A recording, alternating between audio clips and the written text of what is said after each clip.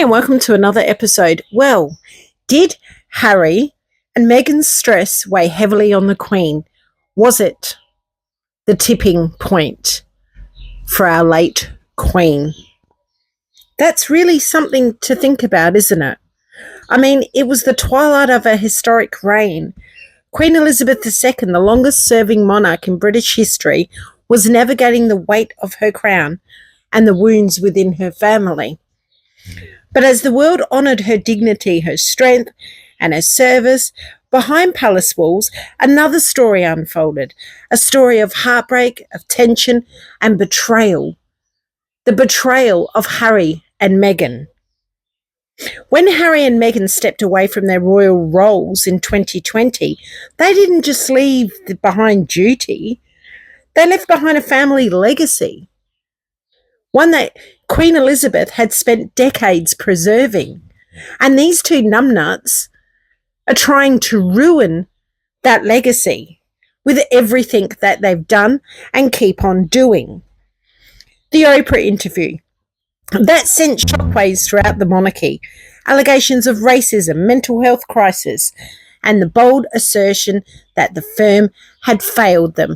Oh yes, the firm failed them, didn't they? They were not bowing down to their demands. The pompous little prick and his slapper of a wife, they weren't bowing down and going, yes, we'll do this for you. Yes, we'll do that for you.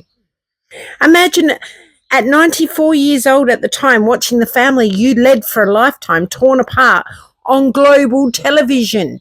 And Harry didn't give a shit. He allowed it. Absolutely allowed it. Insiders say the Queen was deeply hurt, not because of the criticism. She was used to that. The Queen was used to criticism. She was criticised all the time.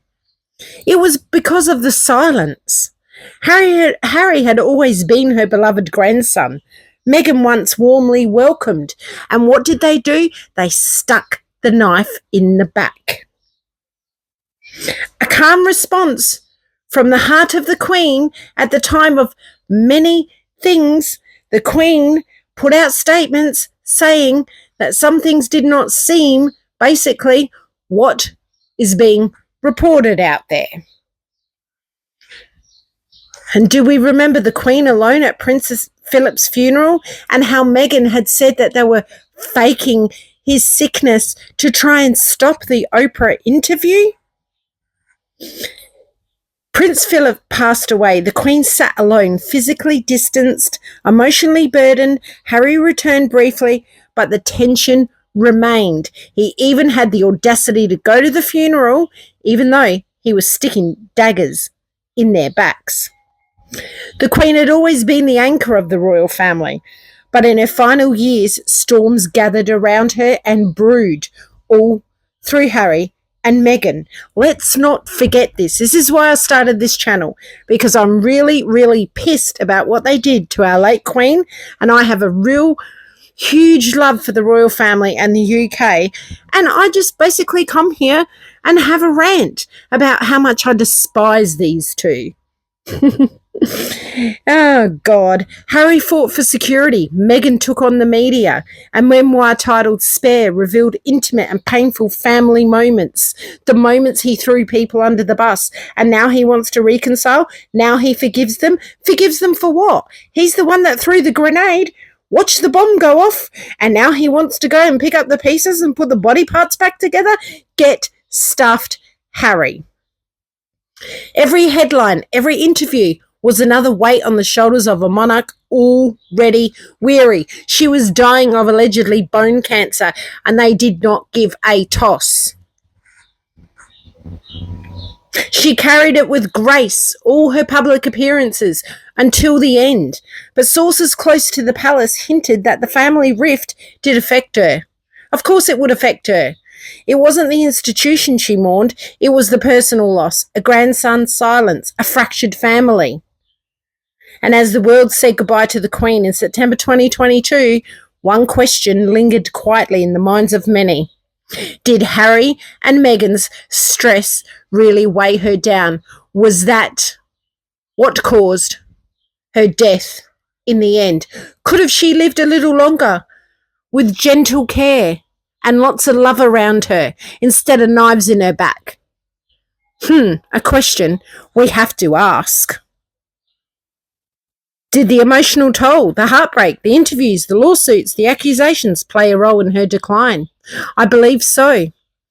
We may never know for sure, but what we do know is this: Queen Elizabeth II was more than a monarch. She was a mother, a grandmother, a woman with a heart.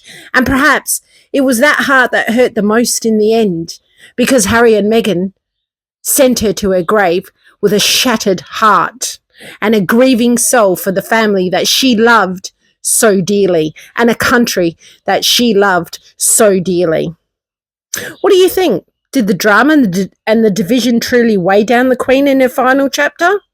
Comment below and don't forget to subscribe to Meghan Markle's Debacles for more trash talk on Harry and Meghan, because I will keep trash talking, and expect a few videos because I'm absolutely pissed with Harry and Meghan at the minute, and I know a lot of people are, but the outcome of this court has been absolutely fantastic, because the pompous little prick needs to know just because he was born in privilege, he's not privileged to be abusive and be an absolute bastard to his family and to his country and get what he wants. You know, Meghan always gets what she wants. Well, guess what, Harry? No, she doesn't. Thank God that there was a judge with a bit of brain that actually threw this shit out of court. Now you watch the interviews. You watch him keep going on these interviews, whining, oh, they're doing us so much damage and all we want to do is reconcile. All we want to do is say, Papa, we love you. But they'll never say sorry, will they? So they're the ones that threw the grenade, like I said, watched everything blow up, and now they just want to waltz back in and go, oh, it wasn't us, it was you. You're the ones that did all this. They want a reconciliation. Yep, good on you. Good on you, Harry. Keep begging at the palace doors. Keep knocking, because nobody's going to open the door, because you're a liar, you're a traitor, and you're a disgusting, pompous little prick. And that's all I have to say for this minute. But there's more. Don't you worry. Have yourself a lovely day and chat to you soon. I hope you're all smiling. I hope you're all celebrating, whether you're celebrating with an alcoholic beverage or a cup of tea or coffee or whatever it may be. Even have yourself some scones, because it is a time for celebration, because now you watch everything unfold, because now the gloves are off. Here they can be done for all their criminal activity that they have caused throughout lots of communities, including attempted home invasions, including putting out records that they have paid Sussex Squad to cause damage to people. That's all going to come. Everybody's been waiting with bated breath to see how this unfolds in court. Now the gloves are off, Harry. Good luck with trying to fund all the court proceedings that are coming your way. Fun times. Bye for now.